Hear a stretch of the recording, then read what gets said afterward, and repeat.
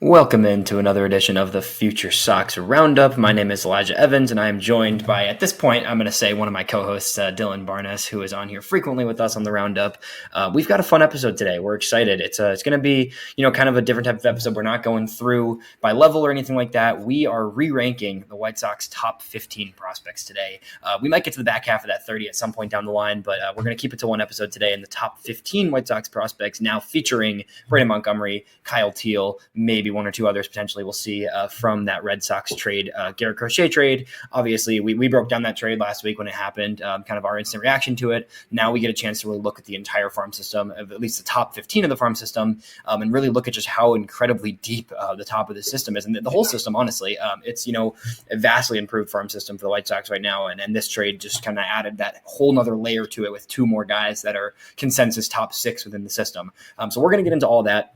First, I want to start by talking a little bit about the offseason. The White Sox had Matt Tice, catcher. They traded from the Cubs for cash. They traded Chucky Robinson to the Angels for cash, and then they signed a one-year deal with Bryce Wilson, formerly with the Brewers. So an interesting kind of, a few small moves within the margin, nothing crazy. But first of all, Dylan, how are you doing, and what was your reaction to some of these kind of small moves this week? I'm good. I'm glad that the White Sox offseason is starting to sort of take shape as a whole. It's a lot of bargain bin guys. But Bryce Wilson, he looks a lot like Eric Fetty before he went to the KBO. I put a tweet out on that. His movement profiles are very similar. I think that they sort of lean more into the 4-pitch mix of cutter, sinker, sweeper, change, and maybe just ditch the 4-seam entirely. And I think that he could actually be a decent innings eater guy, like maybe long relief, maybe starter if things don't go well for the projected 5 right now. He might be in the projected 5. I'm not sure. But I think that he's solid. He can be depth. It's nothing that we're going to get blown away by. It's only I think it was 1.05 million, something small like that. $1 million basically. Yeah. Give or take. And then with Thice, I think that, he's a solid backup catcher. I don't think that we're going to get much with the bat. I think he's a good blocker. But you hope that he can work with Walker McKinven, can develop the framing a little bit more, and hopefully I hope that he's a backup to Edgar Quero. I don't think that Corey Lee is going to be on the roster for much longer. He has an option left. I hope that he gets sent down to AAA because I'd much rather watch Edgar Quero than Corey Lee. Lee was like the worst hitter in baseball from May 1st to the end of the year. It was not good. Yeah, I'm with you there. I think Quero just deserves the job, and I think Tice is more of a backup guy. I think it's just a depth piece, right? I think you're basically just swapping him out for Chucky Robinson in terms of the who could be a backup major league catcher. He's probably not more than just a depth guy. I think the logic is that even if one of your young catchers in Quero and Kyle Teel, who we'll talk about, with one of those guys being deemed ready, right? Like Tice can be the backup for now. Corey Lee, I think that just becomes like a we'll see kind of, right? Like, I don't think there's much more to say with him other than we'll see. So I'm very curious to see how it shakes out there. But I think you've got at least options, right? You've got Lee, you've got Tice, and then you've got the two young guys. So really, if Quero and Teel both come into spring training and they struggle, which I don't think is going to be the case, but if they both do struggle, you can run out a Lee and Tice to start the year, and then you can kind of have Quero or Teel, both of them actually come up when needed, and then that kind of puts those veterans in a Tice and a Corey Lee to the side, and you don't have to really, you can option a Lee, you could DFA a Tice if you need to. You're not committing a ton of money to him or anything, right? So this is just a depth move really, and then Wilson, I agree with you. I think he's an innings eater, right? Like he had a sneaky good 2023. Last year he was okay last year for Milwaukee, ate some innings, but the year before he 76 innings from Milwaukee with I don't think it was any starts. I think it was all out of the bullpen just in that long relief role. And it was a pretty good at that 2.58 ERA. Yeah, the expected numbers were worse, a 3.96 expected ERA in 2023, but ate some innings, was solid. Last year he made 9 spot starts in addition to mostly being that long relief option for the Brewers. 34 appearances, covered 104 innings. Like worst case he's an innings eater that bounces back and forth between AAA and the bigs, right? And best case, he's a solid, long reliever, maybe your spot starter kind of.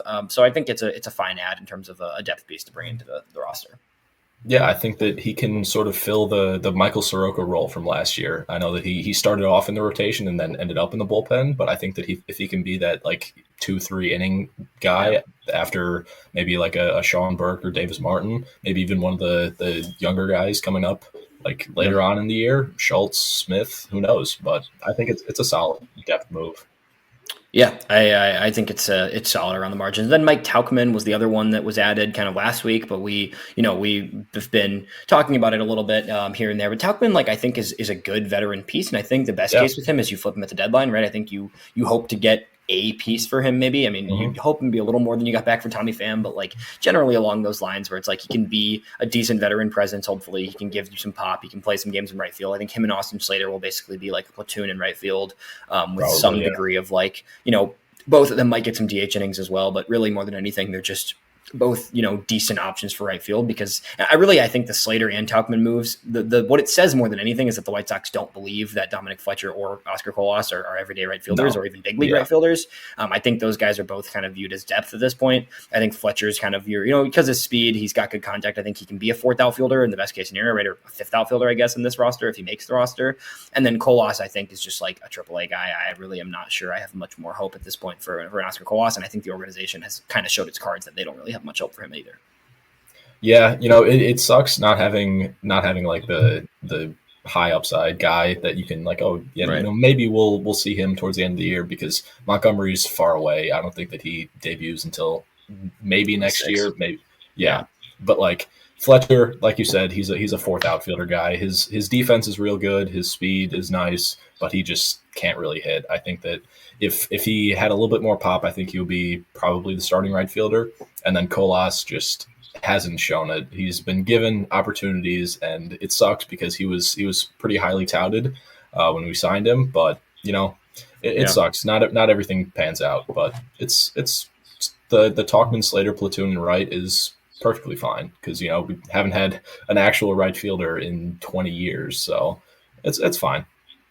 Yeah, so it works for me. I'm okay with these moves. Nothing exciting, right? Nothing that anybody's getting hyped about, but at the same time, like they're moves around the margin, they're veteran ads. Hopefully you can flip some of these guys to the deadline. Hopefully maybe a few of them stick around with the roster, like a Bryce Wilson could stick in the bullpen of some sort long term. So we will see there, but let's get into the main topic. We are here to talk about this farm system because this farm system looks pretty good. I think that it's, the White Sox farm system is pretty much should be consensus top 5 or so heading into the season. I think it's hard to make a case it's not top 5, especially when you look at the top of the system and then you go down in the system and you look at some kind of, there's a good amount of guys even in that 15 to 30 range that are, legit upside guys and pieces that you hope will be part of the big league team one day. So when you've got a really strong top of the system supplemented by a very good wide type of range of players in the back half of the system, it puts the White Sox in a pretty good position going into this rebuild.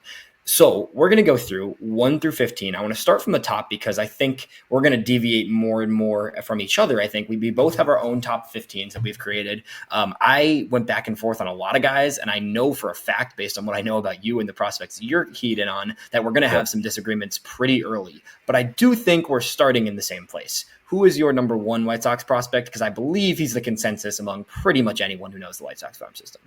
It's 100% Noah Schultz. I think that we've seen enough from him, even in the limited time that he's been on the field.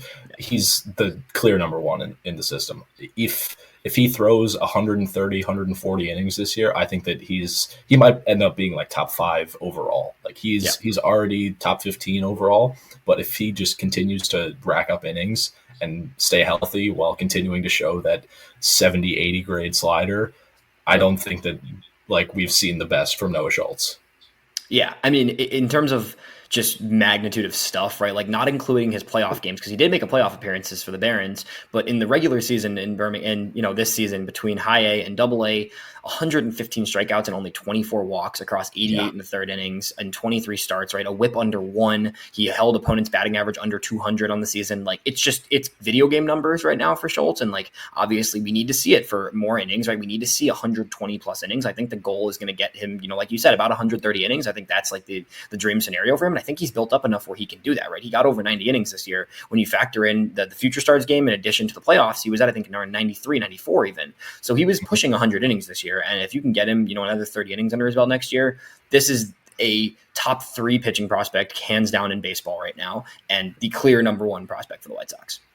Yeah, I think that he's got ace upside, even if, it ends up only being 140 innings that he gets to this year. I think that's the best case scenario because you don't want to stretch him out too fast and he's not going to debut this year outside of maybe, a late September call up, get him like 2 starts. But Yeah, I was going to ask if you think there's a chance, because I don't think I don't think it's impossible, but I don't think yeah, so. Yeah. neither do I. But I just don't think that he's going to be up for a long enough period of time to like say like, okay, you know, we've seen enough from him. He can like, I should say I don't think he's going to throw enough over the course of the rest of the season to be like, okay, Right. you know, pull him up, because I think that they're trying to they're slow tracking him, so I don't think that they're going to want to rush him to the bigs. I think that if he gets to 120 innings before September, you know, maybe, but if he's hovering around like that 110, 100 mark, I think that they'll just let him ride it out in AA, AAA, wherever.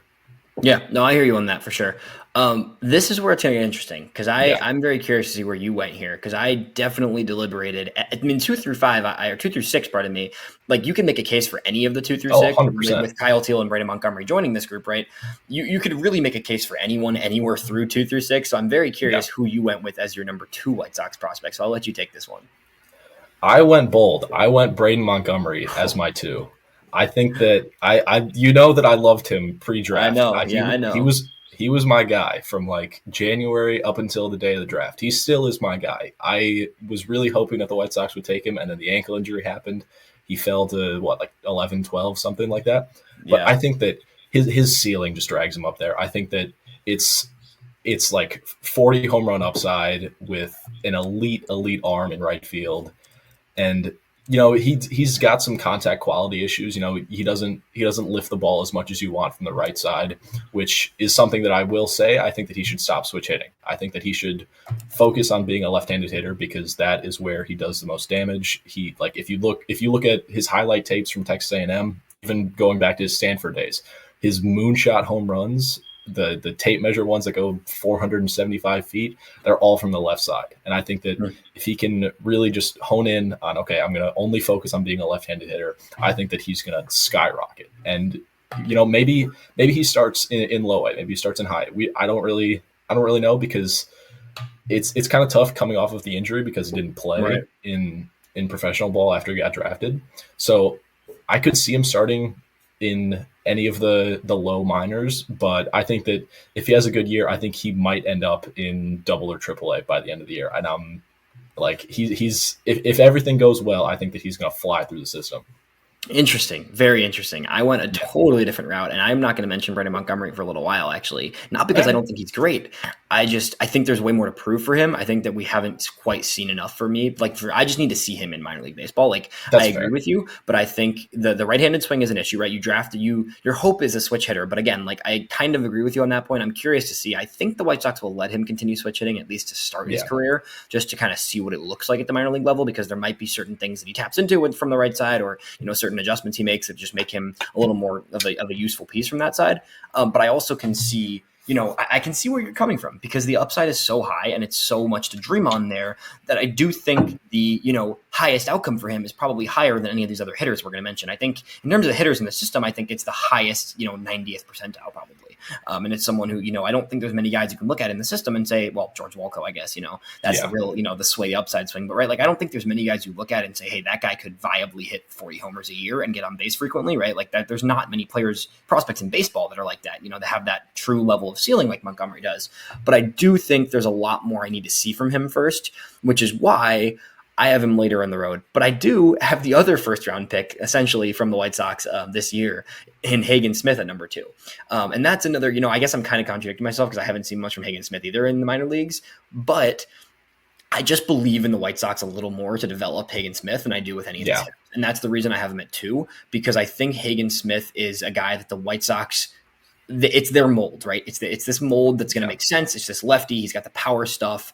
I believe in Hagen Smith's floor more than I believe in almost anybody else in this farm system, I think, just because his stuff is so good. He's so advanced. He has that high-level college experience of dominance, and the organization has thrived with this type of pitcher and this mold. And that's why I went with Hagen at 2. But again, I think you can make a very real case for basically anyone at this spot. And I went with Hagen Smith. You went with Braden Montgomery. And that's a great test to the fact that the White Sox just added 2 first-round picks, essentially, right? Like, they just added 2 more first-round guys to his system. You could make a case for 3, including Kyle Teel. For sure. Oh no, I'm talking Teel. Yeah, Teel from the year before, right? So you basically got, you got 3 first round picks from this past 2 years. I mean, it's crazy when you look at the top of the system, and it's just as impressive where they're at right now. I went with Hagen Smith, and I think because more of the organizational development side, more than anything else, just because I believe Hagen Smith will get to at least a decent floor. So I went with him at number 2. I'm going to go with my number 3 because I have a slight feeling we might have the same number 3, but it also could be totally different. Yeah. Maybe not. Maybe it's totally different. So we'll see. Let's hear it.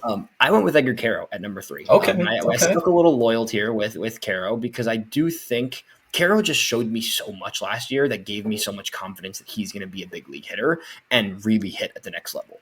And I think there's a little more upside offensively than a Teel. I think he's probably got a little more risk offensively too. But with Quero, I think you've seen a little more of the powerful oomph than you've seen with Teel. Last year, you really got to see him start to find his power. He found his swing. He simplified his motion. He looked like he's maximizing who he is as a hitter last year, in addition to the plate discipline still being very strong like Teel. And then on the other side, like Quero's arm is excellent.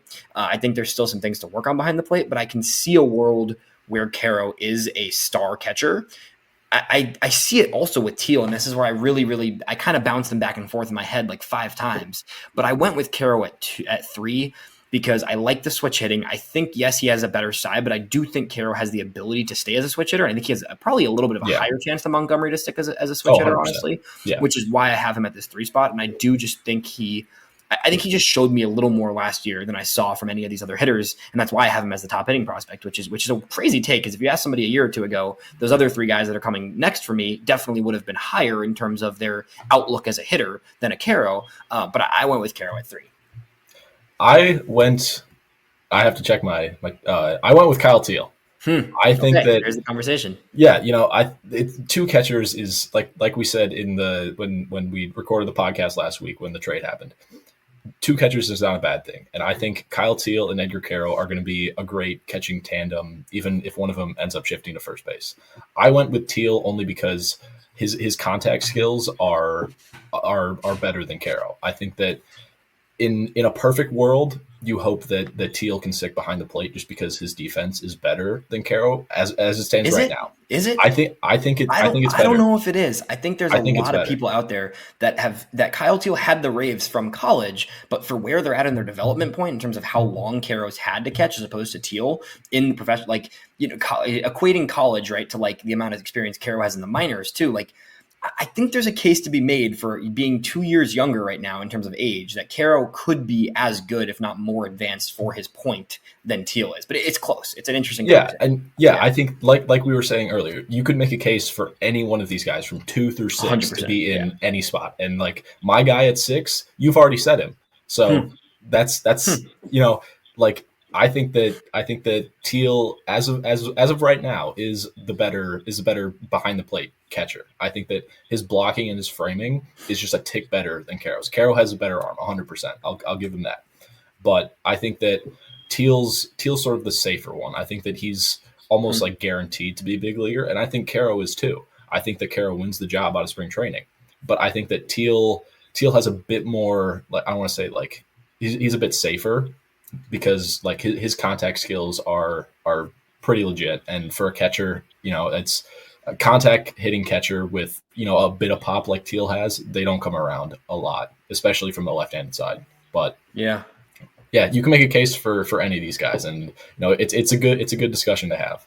It's a great discussion to have, and that's why we're having it. And I love that I think are going to have basically an entirely different 2 through 6 outside of Noah Schultz being the 1. So you right now, just to recap for people, you have Schultz, Montgomery, and Teel. So you have the 2nd and 3rd prospect being the guys that were just acquired for Garrett Crochet. So that's, for people that are kind of trying to figure out like, what did the White Sox get back? Like Dylan's got 2 of the top 3 prospects in the system coming from that trade. I at number 4 have Kyle Teel. I had to stack these catchers because in my head, they're so close and they're different players, but there's so many overlapping skill sets with some differences for sure with Teel and Quero, where I think they're both big league catchers and I think they're both big league players one way or another. And it's like, for me, the way I look at it is like, the White Sox are going to let them both catch for now. Yeah. Right. Yeah. And I don't think they need to change that anytime soon because the priority is getting these guys to the big leagues, seeing how the bat adjusts, and then figuring it out from there. I'm not worried about the fit yet. I don't want to think about the fit. I don't really care about the fit yet. They're both big league players in my eyes, and they're both top 5 prospects in the system for me. So we just talked about Teel. You did a really good job talking about where Teel's at. Who do you have at 4? At 4, I have Colson Montgomery. I think that he's he had a down year last year, and I think that I don't want to say he was overmatched because he was very young for the level. He was a 22-year-old in AAA, and he scuffled a bit. He had I don't want to say a whole entire rough year, but in the first half of the season, it wasn't great. But he still showed that top of the line power from a left-handed hitting shortstop. And to me, this year, I think, was the year that I was fully sold on him sticking as a shortstop. I think that he made tremendous strides in his defense and just his fluidity at the position. You look at him compared to when he first got drafted, he looks like a sort of like baby deer. Like he was not very fluid in his motions. But I think this year, I think that I saw enough from him to say okay, this is the future at shortstop. Maybe he ends up sliding to third base. Who knows? But I think Montgomery, if you told us last year that Colson Montgomery would be the 4th prospect in the system, I think that we would be sort of like, what, how is that possible? Who did we get that we would put him over, or that would go over him? But I still believe in him. I don't think that last year was the true Colson Montgomery that we're going to see going forward. And yeah. I still believe in him. I think that he is probably the opening day shortstop for the White Sox in 3 months. Interesting. Yeah, I can see the idea there for sure. I think there's a very good chance he opens at shortstop. I do think he starts in the minors. That's kind of where I'm at with Colson right now. But I see a lot of the value there, and that's why I have him at 5, following Kyle Teel for me. But I think with Colson, it's just we need to see it. We need to see it this year. And you saw spurts of it in Arizona, and we've seen spurts of it at the end of last season. But it's with the other guys, everybody else on this list, that for my top 4, right? We saw last year a lot of these things. And Colson, we saw spurts, and I couldn't agree with you more. I'm still very high on Colson. I just think with the 2 catchers, right, with Quero and Teel, I see a little bit more floor of they're going to be a big league piece. With That's Colson, fair. I think after last year, you can argue there's a little more risk there. Still, for sure a top 50 prospect in baseball, the way I see it. Yeah. But it's a little bit harder for me to make a case for him to be above those 2 catchers just because I think they proved a lot last year. So that's why he came in at 5 for me. But I completely can see where you're coming from, and I don't see an argument against it. What I'm really curious is your 5 and 6 were my 2 and 3. Yeah. So I'm curious who you have at 5 and what made this person at 5 below a Teel and a Colson like you just mentioned. At 5, I have Hagen Smith. I think that, like you said, he fits the White Sox mold perfectly, and I think that he's going to really thrive if he can stay healthy. We're coming up on year 6 of his second UCL. He had Tommy John in high school, and that's something to be worried about. I don't want to say that a second Tommy John is a death sentence to pitchers, but we're seeing more and more guys go down earlier in their careers with Tommy John, and it's we don't really have the data to see okay, how does a pitcher fall off after having a second Tommy John? So for me, there's, I want to say, a little bit more risk, but I think that if everything goes well, you have him and Schultz 1A, 1B, and that's amazing. But I think that his injury risk is just a bit higher, and I love him. I think that he's going to be great, but I think that there's just a tiny bit of injury risk. Yeah. That, I need to see him, progress past the I don't want to say worrying for me, but I'd be lying if I said that I wasn't worried about him getting hurt at 25, 26 and, blowing out his elbow and not pitching until 28. We took a different angle then for sure, because I went more of with him. It's I think if healthy, I think the floor is higher than any of the hitters in the system. And that's why I had him at 2, but I totally understand the injury risk because there definitely is risk there. But I do think with any pitcher, that's just kind of how it goes these days. So that's why I try not to dock that too much in terms of rankings. Yeah, just he I understand it. Yeah, no, I get it. I get that big thing for sure. That's very interesting. So then we know where we're going with the 6s because, like we said, there is a very consensus top 6. It's just the order is totally jumbled, as everybody listening can tell from us talking through this. So I have Braden Montgomery at 6. I'm assuming you have Edgar Quero at 6. Yeah. So that's just already just so fascinating because your 2 is my 6. my 2 is year 5, my 3 is year 6. Like we're completely mixed. And I think that goes to show how good these 6 players are. Yeah, no, because it is really hard great to rank these guys. And I went back and forth so many times when I was kind of putting together my updated list. The only reason I have Montgomery at 6 is, like I said earlier, I just haven't seen it yet. I just need to see him healthy. I need to see him a little bit more consistent with his swing decisions, right? I think in college he had a little bit too much of a whiff problem in comparison to what you'd want to see from a college guy who still hasn't even got to the higher levels of the minor leagues, right? So like I think I need to see a little better swing decisions from him, and I just need to see him healthy.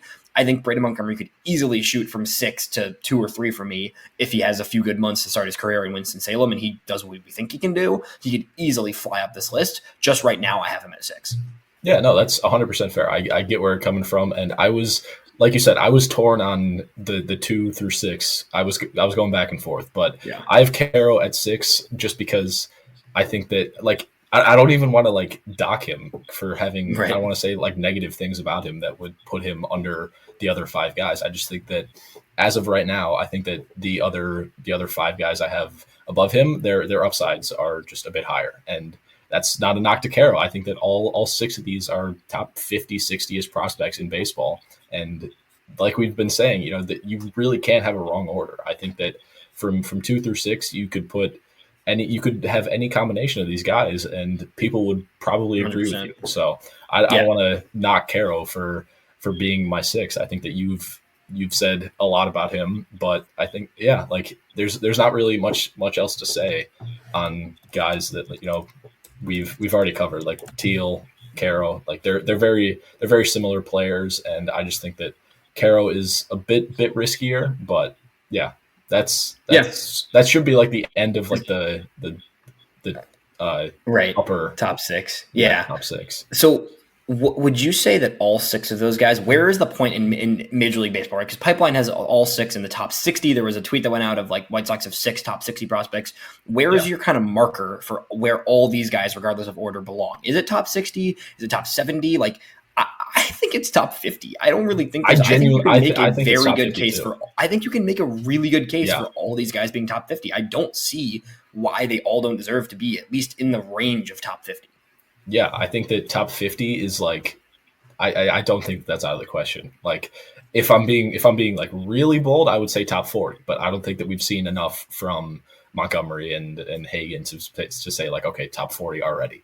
But I think that in a perfect world, I think that, you know, maybe in the maybe July, June re-rank, I think that we could have 6 top 40s, but I don't think we're there yet. I would say top 50, 100% though. Yeah, I think it's right there. I think it's going to be really fascinating. So let's get into the rest of the system, the 7 through 15 range, because I think we're going to have similar players, but I do think we're going to have some differences. I have a feeling our 7's the same. Why don't you tell me your number 7? At 7, I had Grant Taylor. Yeah, ditto. You had? Yeah, okay. Yeah, I think it's pretty. I think it's hard to make a case against Grant Taylor just because of the upside. But tell me why you have him at 7. His upside, like you just said, his stuff is just so ridiculous, and you know he flashed it in his limited outings last year. Went down with a lat injury that sucked just because we didn't see him a lot until Arizona. But the big thing for me is that he came back healthy in Arizona and he showed off a even better changeup than he had in June and July or whenever he came back. But he's throwing a kick change now. I think that marks, 3 pitchers in the organization throwing a kick change now after Davis Martin. I think Grant Taylor himself said that like Eric Adler's throwing it now and now him. So the stuff that Grant Taylor has is just like ace, top of the line stuff. And as he gets more innings under his belt, I think that we're going to see him skyrocket, and he's just something to dream on for the next year and a half. I think that if he's healthy, I think that he ends up in Double-A. Maybe he could make a case for like starting in Double-A. Yeah, I think there's a chance. Me and Jeff just did predicting our rotations a week and a half ago, and we, Jeff wanted to put him in Double-A, and I thought about it for sure. I think there's a really good chance he does, but I think he may get a handful of starts in Winston, probably like Schultz did last year, right? Where it was like, here's Winston. If you do well, you're going up pretty soon, and that's kind of how it went with Noah last year. And I think Taylor could be the same case. The stuff is great. I just think there's nobody else in terms of the arms that has the stuff he has, or has the potential to have the stuff he has in the back half of this system, right? So I think for me, like 7 just felt perfect because he definitely has not proven nearly enough to be in the same conversation as those top 6. But at the same time, like I think he has just straight up more upside and a little bit more proven just with the college experience, right, than anybody else from beyond number 7. So I think it was pretty clear number 7 for me. Where did you go with your number 8? Because this is where I think it could get a little bit interesting, but I think we're going to be similar, but it's going to be a little different from now on, I'm guessing. At number 8, I went Jairo Iriarte. I think that we saw him in the system last year. It was his first full year in the White Sox organization, and he had an up and down year. I don't want to say it was like rocky, but there were definitely flashes where it was rougher than others. He showcased elite strikeout stuff. His command was a little iffy at times. But I think that if everything goes right for Jairo, I think we're looking at like a decent 3-4 guy, but there's upside to be even higher. I think that Chris Getz said, like, after the Dylan Cease trade, he was like, oh yeah, this is Edwin Diaz, but in a starter's frame. Like there's stuff to dream on with Iriarte, and didn't put it all together last year like we were hoping, but I think that he's got the stuff. I think worst case scenario, he's a very good bullpen arm. So for me, he's 8. I would have liked to see him a little bit higher after last year, but I'm still okay with him being 8. Yeah, same here. Funny enough, I think our 2 through 6 was totally different, but we're aligned right now, 7 and 8 back to back. Iriarte was my 8 as well. I think there's just a lot still for him to figure out. I think last year was really a learning year for him. I think he kind of got away with some things in 2023 and then saw his stuff back up a little bit last year. I'm thinking he had a little bit of something going on last year, whether it was with his body mechanically or his arm was just a tad bit off. I don't think he was hurt, but I think he wasn't the best version of himself last year, and that's why I'm willing to keep him at 8, because I think there's just more in the tank there. I think we've got a guy in Iriarte who there's just a lot more you want to see from him, but I don't think it's reasonable to bump him down significantly just because we've seen the stuff that can be more, middle to upper rotation in 2023. And then the 2024 stuff was more of like your 4-starter mold, right? And I think it's going to be really interesting to see kind of what happens with him. Fascinating. They went the whole, like, here's a few weeks out of the bullpen thing at the end of the season there. I would love to hear Bannister's thoughts on that and kind of what that did for Iriarte and his development, because I think I can see a lot behind it, but I also just want to know if that was more. It seems like to me that was more just like having him with the big league staff and having him with Ethan Katz and closer up to Bannister, right, consistently, where it was like you can just let him do more things and try more things. I still think they view him as a starter, and I still think he's a very high upside starter. And I do think that the reason I have him at 8 is because I think you can look at his stuff and see a little bit more upside than the rest of the next few starting pitchers we're going to mention. Yeah, no, that's 100% fair. I think that, your analysis of like, wanting to be closer to Bannister and having like more time to work with him, I think that's 100% fair. I think it was him, Ader, Schultz, and Mason Adams all had that side session in like July. It was like around the All-Star break where, they went to Chicago to work with Bannister. And then the very next game after working with Bannister, Iriarte had was at like his 13 strikeout game, something ridiculous like that. But I think that, like you said, he's got top of the rotation stuff. He just needs to put it all together. I would like to see him throw more sinkers. His fastball shape is a little iffy. I think that if he leans more sinker slider, I think he'll be a little bit better. But like you said, I didn't find a reason to knock him after last year. Right. I felt the same way. Number 9, I went with Mason Adams at number 9. Interesting. Okay, so we're 7 through 9, exactly the same here so far.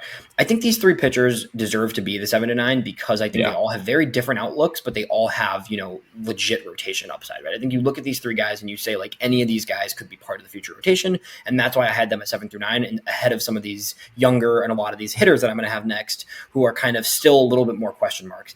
Mason Adams is just about the most league-ready guy of this system that hasn't debuted yet, right? Like, I think you can look at his stuff. His arsenal is super deep. He got a lot of swing and miss. He doesn't walk anybody, basically. And he's just going to be a solid piece. It's Jonathan Cannon light, and it's this next version of Jonathan Cannon, I think, is what we've talked about since last year, right, with Adams, and he's just continued to get better and better. You need to see it a little bit more in AAA probably, but at the same time, like, I just put so little stock in Charlotte pitching results that it's hard for me to really believe much on that. And like, he was just incredible in Birmingham last year. He'll start in Charlotte, and I think that I don't really see a reason why Adams shouldn't be the first rotation guy that debuts, I'll say, aside from the guys who have already debuted, who might be back and forth throughout the year, like Kai Bush and Nick Mastrini, right? Like, I think he's the first starter to truly debut in 2025. Right. Yeah, no, that's spot on for me. Mason Adams, like in Birmingham, he was a walking quality start. Every single Friday, Saturday, it was 6 innings, two earned runs, and no walks, 4 or 5 Ks. But commands the ball real well, gets a lot of weak contact, does not allow a ton of home runs. And the curveball is a big league curveball. A lot of the times we see guys in the minors like mowing through lineups, they just have like this one pitch that they go to every single time to get a strikeout. Mason Adams has like 4 or 5 that he can throw in any count to get any result that he wants. And I think that's just a testament to how league ready he is. He's got the command of all 5 pitches, and like I said, the curveball is a big league curveball. And yeah, I think that he's, like you said, the first starter to truly debut out of the Schultz, Smith. Yeah. Some data from you when I was working through the FutureSox top 15 White Sox, the Just Baseball top 15. Like, this is a guy that throws, his curveball at a 68% strike rate, his sliders at a 66%, his fastball, his sinker was over 70% strike rate, right? In zone rate is high. The swinging strike rate is high. He gets a lot of swings on both the changeup and the curveball, especially. The chase on the curveball and the slider is over 35% on both those pitches. Like, it's just really good stuff overall. Yeah. He's going to allow some hard contact because he doesn't have overpowering stuff, but at the same time, he's going to throw a ton of strikes. He's going to get guys off balance, and he's just going to get outs. And I think that's why he deserves to be at 9 above a lot of these hitters I have coming, like I mentioned, that are kind of still a little bit more to figure out there. Where did you go at number 10? Because I think there's definitely a few hitters you can make a case for at number 10, in my opinion. Yeah, I went with George Wolko. I think that wow, we are exactly aligned. Oh my God. Wow, we are in lockstep right here. But George Wolkout, like you said earlier, he's the upside swing. He's got the highest ceiling of arguably any prospect in the system. He's been comped to Aaron Judge since he was like 16, 17. He's a mammoth of a human, post mammoth exit velos. Strikes out a ton. That's like the one knock on his game that, if the strikeout numbers come under 30, I think that we're looking at, a top 100 prospect in the future.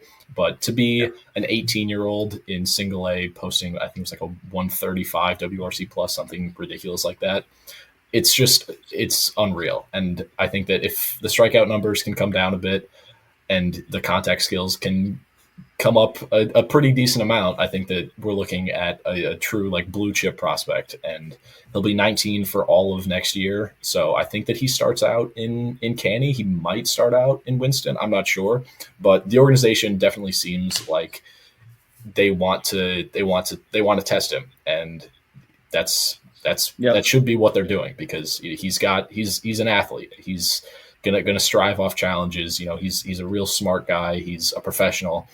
Looks at his at-bats after every single at-bat. It doesn't matter if he homered, if he struck out.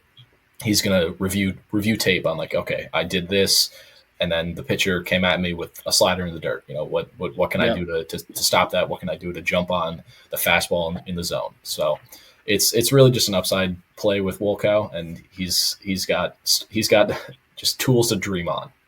Yeah. Wolko is just, and you did a good job explaining. We don't need to go much deeper in him. We've talked about him a lot before, but 90th percentile exit velo of 109 miles per hour. That is the highest in the entire organization last year, above every other big leaguer on the team, right? Like, yes, it's in single A, like whatever. I don't care. That's absurd. That is ridiculous. He gets good carry. He knows how to punish the ball to all fields. That's one thing I love about him, is he doesn't pull like crazy. Like, he's going to pull naturally the way he swings and the power he has, but he's able to go opposite field. Like, a lot of his homers last year were just literally line drives to the opposite way that just carried so much because they were hit so hard, right? Like, it's all about approach. Let's see that strikeout rate come down this year in his second professional season. Let's see him develop a more of a stronger approach against breaking balls and be able to recognize stuff a little bit more consistently. And you're looking at a 40 home run upside. There's a lot of steps between there, right? There's a lot to go in terms of his development, but he has more upside than any other hitter in this system, not named those top 4 that we mentioned earlier. More, not just more upside, but it's so much more upside than everyone else that it's like he has to be the 5th ranked hitter for me, just because of that upside to dream on. Yeah. Like you were saying, Like you're saying, like his power to the opposite field is ridiculous. He had a 450 foot homer to left center field. Yeah, like it's silly stuff. That's just ridiculous. Yeah, so we will see. It's all about development for him. It's all about adjusting and working on the approach against secondary stuff for him. He also had never seen secondary stuff like that. Like, right, like he went from seeing like I played in high school, Illinois high school baseball. Like, I played in his conference. Like he was not seeing breaking balls even anywhere close to these, Dominican international players that are throwing him nothing but junk in single A, right? And like by the second half of the season, he was getting so many off-speed pitches that his walk rate actually went up because he was able to recognize them. But he's got to swing so much. He still swung a little too much, and he was still missing breaking balls because it's just different from anything he'd ever seen. I'm still really confident that he is going to, learn and get better at that and continue to mash like he has. Yeah, I played against him. I pitched not against his team, but against his rival, Downers Grove North. But it's just he was facing, like you were saying, not great pitching. It's Illinois high school baseball, and it just going from that to guys who are throwing 95 plus every single pitch, junk. Like it's junk. It's just a ridiculous switch up, and he handled it well. So I think, like you're saying, he just like has to be the fifth hitter. Yeah. Number 11. Who did you go with at this spot? Let's see if we're still on the same track. I went with Brian Ramos. Okay, our first difference in the 7 through the 7 and beyond range. So I think that Ramos, like, he's a streaky hitter, and I think that we saw it when he debuted in like June, July, whenever. But I think that if he can like put everything together and find consistency, I think that he's probably the everyday third baseman for the White Sox, just because he's got a ton of pop. He's got a bit of swing and miss, more than a bit actually. But I think that if he can sort of like start to recognize breaking balls a little bit better, and get a little bit more contact oriented than just, okay, I'm going to hit the ball over the fence now.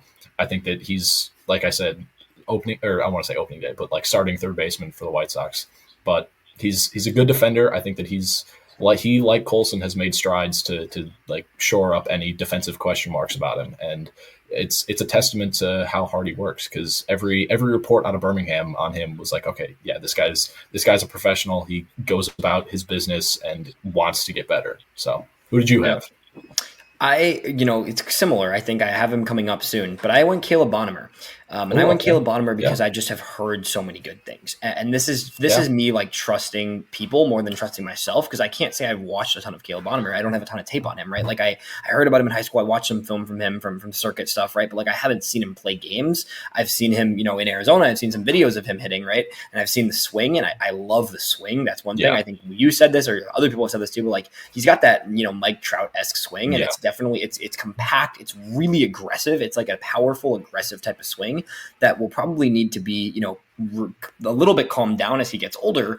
But like, I just like the upside too much for him not to be right behind DeWolko, because it's a different profile, but it's similar to like, there's a lot to go for him. But I think there is so much upside in what he could be doing eventually that I just can't not have him that high. So I think he's, really, really an exciting piece.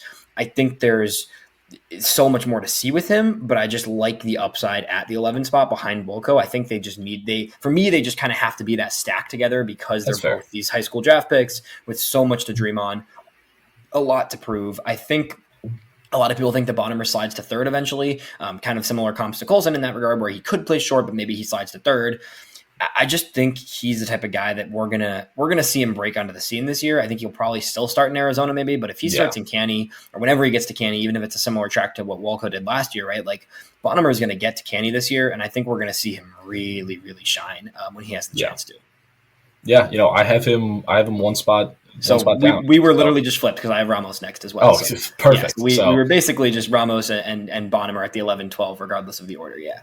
So you hit the nail on the head there. It's a lot of power. I think that, like you were saying, he's got to calm down the swing as he gets older. Can't hurt himself while swinging. We've had our fair share of injuries with third basemen swinging the bat. Shout out Yoan Moncada. But with Bonham, I think that it's power, speed, bit of defense, and like you were saying, he's got upside. Maybe we'll shift to third.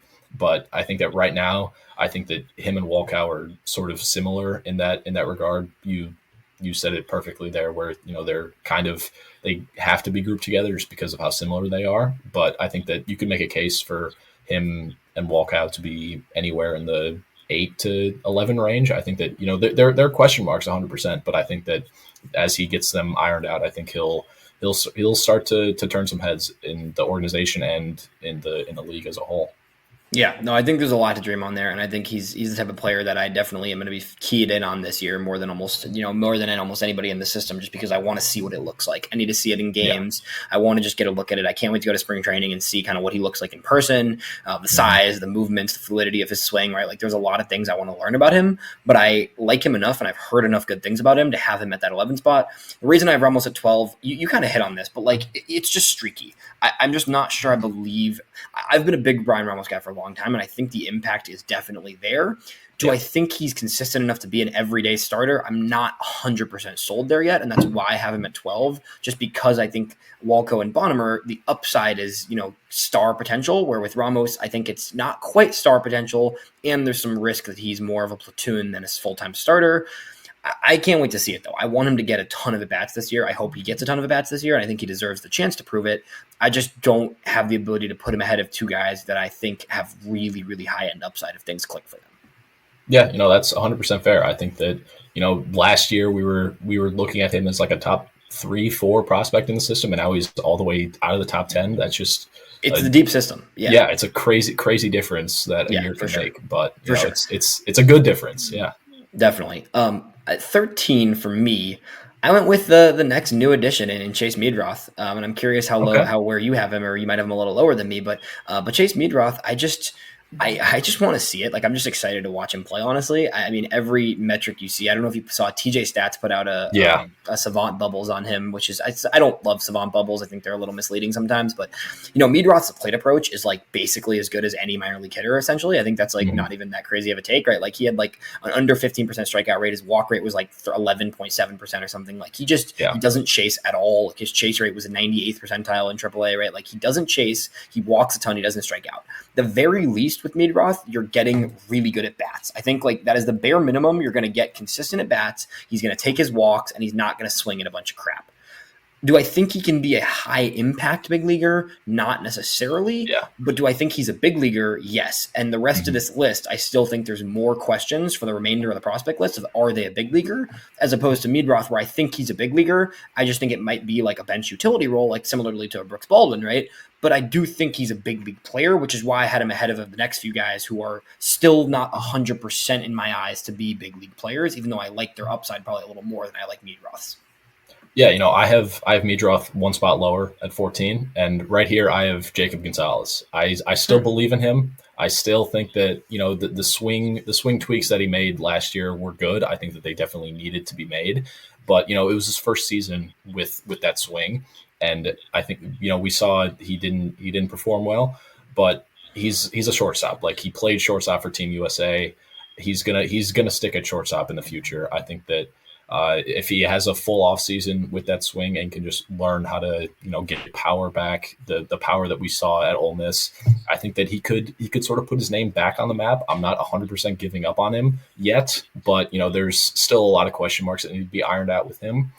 But like I said, there's still hope for Jacob Gonzalez, and I'm not fully out on him yet. We'll have to see where it ends up after this year, because I think this is a make or break year for him. I think he's going to be 23 this upcoming year. So, he's got to prove it one way or another. So, yeah, interesting. I have Gonzalez outside of my top 15 actually for the first time. I've always kept him inside the top 15. I think all these new additions just pushed him out of it for me. Yeah, he was close. Again, it's depth, of course. The system's way deeper. I think he'd be top 15 in most systems still, being first round pedigree. The fact that there's a first round pick from a year and a half ago that's not in my top 15 is a very, very strong sign of the system.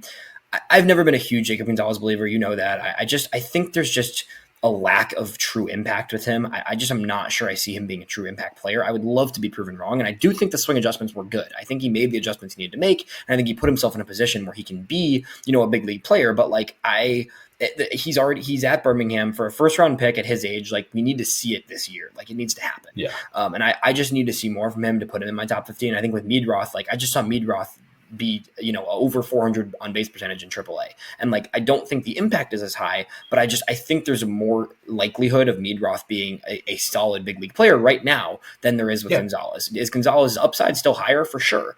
But I just have a hard time putting him, higher than a Meadroth or even the next few guys I'm going to mention, just because I haven't seen it yet. We saw a little spurt of it in high A last year, but even then, like his big success in high A was for 2 weeks. Like it wasn't like it was like an extended 3 months of crushing in Winston-Salem. There was a few weeks where he was pretty good, and then he got promoted, and then he really struggled in Birmingham, pretty much the entire season in Birmingham. I just got to see him be the shortstop in Birmingham. I have to see him be as good, if not better, defensively than he was last year. He wasn't bad defensively last year, but he wasn't like, if considering where his bat was, I'd want to see even more from the glove, right? And then it's like I need to see the impact grow with the bat. I think his approach is good. I think his at-bats are good, but I just don't see enough there with the bat yet to justify him being in the top 15 when some of these other guys have just shown so much more at this point. Yeah, that's 100% fair. I think that, if we, like you said, if you told us in 2020 that we would have a first round pick, having question marks if he's even in the top 15, that would be either the first round pick sucked or the system is deep, and the system is very deep right now. But like I said, I have Meadroth at 14.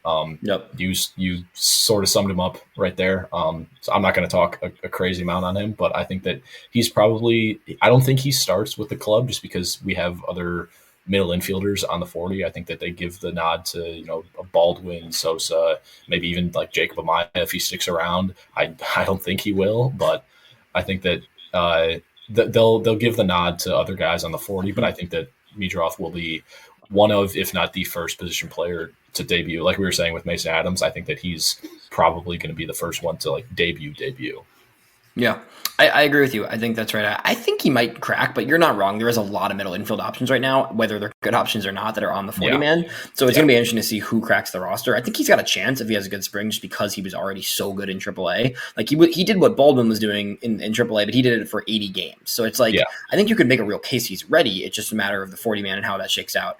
So I went with Gerald Perez at 14. I think Perez is okay. So we're pretty close here in most of this top 15, other than some arrangement there in the 2 through 6, right? But I went with Gerald at 14, and Gerald is, I still want to see a little more from him because I think he gives me the sense of someone who could be even better, and I think he really could elevate his game. But at the same time, it's a nice swing. He's got a lot of pull side power, which is something that I think for his size, him being able to pull the ball hard is going to be a big key for him. And he's done it really well. He doesn't really, he has a really low ground ball rate. His exit velos are solid for his age. He's still super young, a lot of room to grow. He's a little bit passive in the zone, but he's patient. He has good at bats. I think there's a lot for him to still kind of tap into. And I think the impact, because he's a really small guy, he's probably a second baseman. The impact might not be quite as high as some of these other guys in this, this 10 to 15 range. But I do think that he's a second baseman with plus offensive upside. He's got some solid speed. He can steal some bags.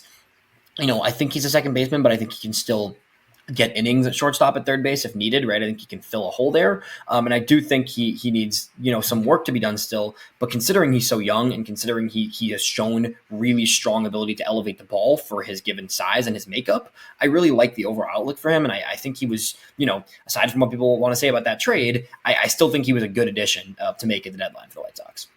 Yeah, 100%. I think that he's the prize of that deal. I think that people were down on that deal for no reason, just because we expected more for Fetty, but if you look at the prospects that were traded, I'm not sure that we could have gotten anything better than Perez and Albertus. But you hit the nail on the head again.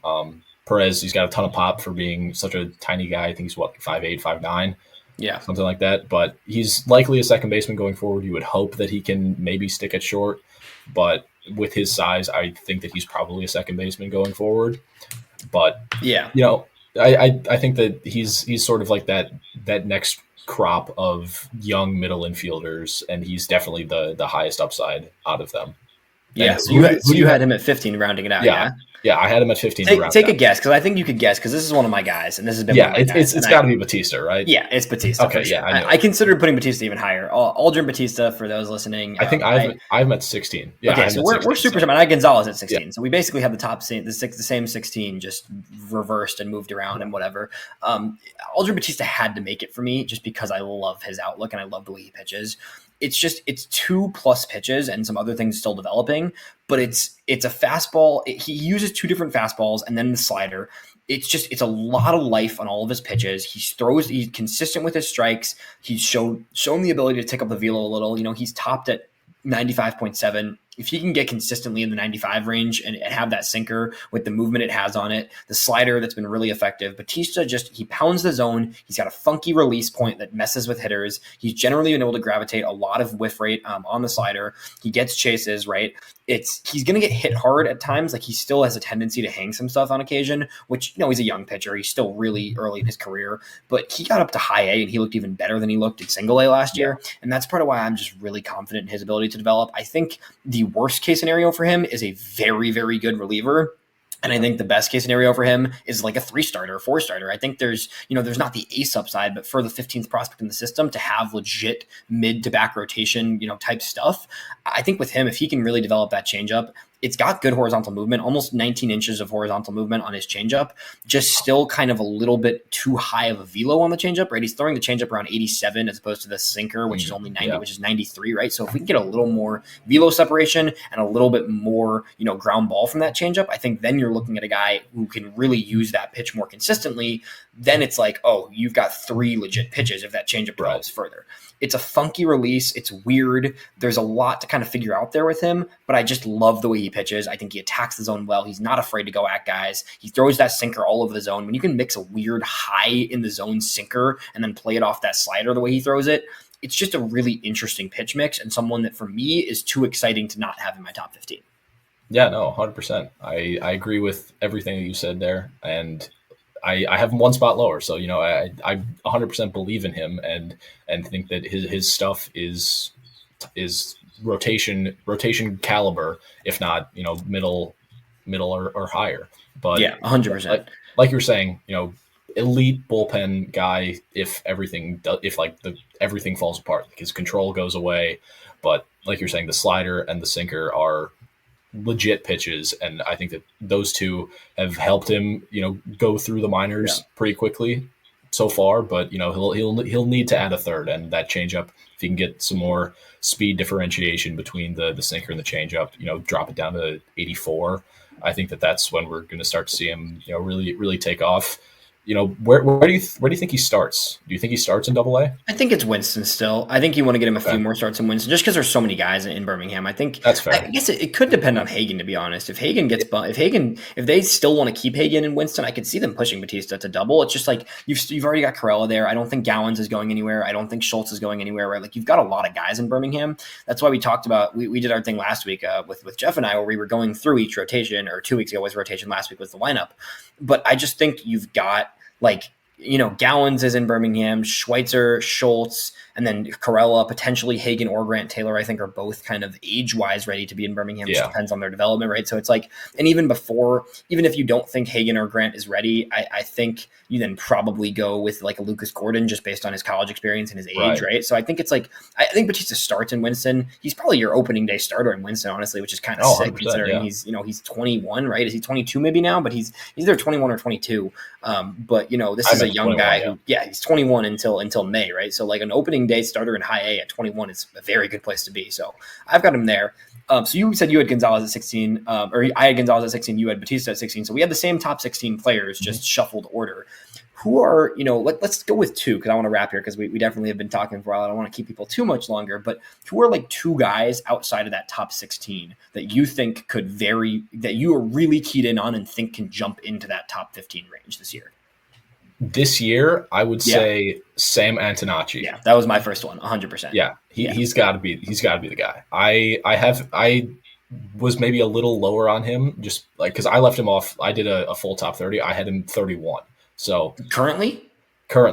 Oh, I had him at 17, literally right after all these guys. Really? Yeah, okay. I had him at 17, so that's interesting. I think that, I just need to see just a little bit more from him. I think that when I re-rank in May, June, even as the winter goes on, I might shuffle some things around, and he might end up, in above 25 for me.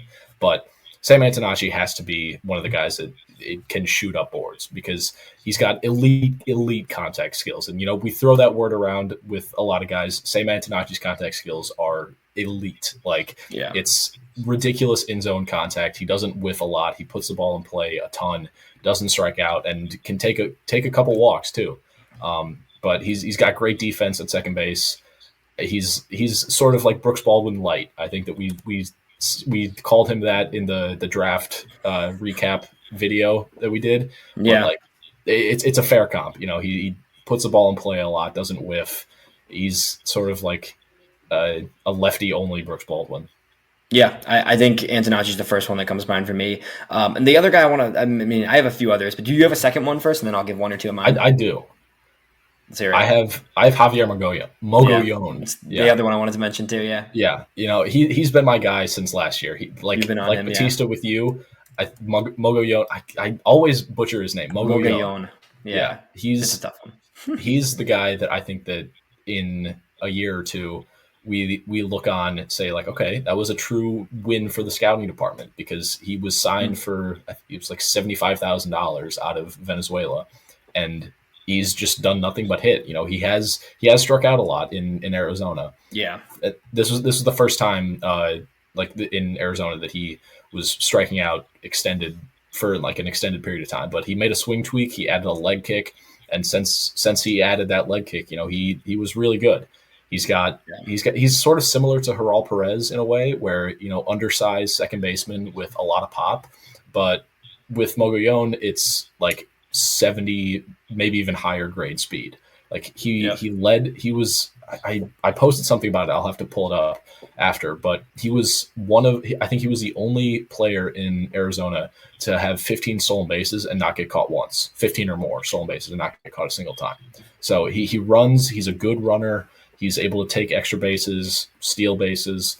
So there's a lot of things to like if he can cut down strikeouts. Yeah, I think it's the speed power combo that you just like can dream on for sure. Yeah, I think it's pop for his size, like well above average pop for his size, plus the speed aspect. Yeah, he's got to really cut down the strikeouts for sure. 69 strikeouts in 47 games is rough in Arizona, especially only in Arizona, right? But like, I think there's a lot to like there. He was definitely one of the guys I was going to mention. Alexander Albertus, the other guy in the Dodgers trade. I just want to see him play. We haven't seen him play much. I think he's in my top 20. I think, and I think he's someone that I want to see more from. And then Blake Larson too is another guy I want to mention, because I feel like we haven't talked about him much. You know, dealt with an injury last year. I believe he underwent surgery. I'm not 100% sure. I don't think there was a full clear report on that, but I know he had some sort of, you know, substantive injury that he didn't pitch in any innings, affiliated innings at least, or any ACL innings either. But I saw him throwing. I saw a video of him throwing somewhat recently in Arizona earlier this offseason. So Larson was a third round pick last year, right? Like this was the comp 2 pick actually. So the end of the second round, right? So high school pick, IMG Academy, a ton of upside in that arm. I am really excited to see Blake Larson throw. He probably does spend a good amount of the season in Arizona, if not the whole season, honestly, just because he's so young and so raw still. But if he can get up to Canny next year and get a few games there, I would love to get to see him, you know, throw in Canny a few times next year. But in general, Blake Larson is someone who I definitely really like the upside with him on the pitching side. That's all I've got. I think this was fun for sure. This was cool, and it's really I think everybody listening can tell this is a testament to how strong the system is, because we had the same top 16 prospects in the system, but our order was so different because there's so much talent. We'll wrap here. Can you read your 1 through, we'll do 16 because we both had the same 16. Read your 1 through 16 for me, and then I'm going to read mine back as well. Yeah. So my top 16, Schultz, Montgomery, Teel, Braden Montgomery at 2, Teel, Colson Montgomery, Smith, Quero, Taylor, Iriarte, Adams, Wolkow. That's the top 10. 11 is Ramos, Gonzalez, Bonnemer, Meadroth, and Perez. Very interesting. I love it. I think it's fascinating stuff. And then mine, for contrast from Dylan's, was Noah Schultz, Hagen Smith, Quero, Teel, Colson Montgomery, Braden Montgomery, Grant Taylor, Jairo Iriarte, Mason Adams, George Wolko, Caleb Bonnemer, Brian Ramos, Chase Meadroth, Haral Perez, and then Aldrin Batista rounding out my 15 with Jacob Gonzalez at 16. Super fun doing this. This was a blast. We went along. I hope everybody enjoyed kind of getting a new sense of where the top of the White Sox farm system is at. We will be back for more, and thanks for doing this with me, Dylan. 100%. It was awesome to do it. We'll be back. Happy holidays to everyone. This is my last recording and our last recording through the holiday season. So wishing everyone the best, and we will talk to you after the holidays.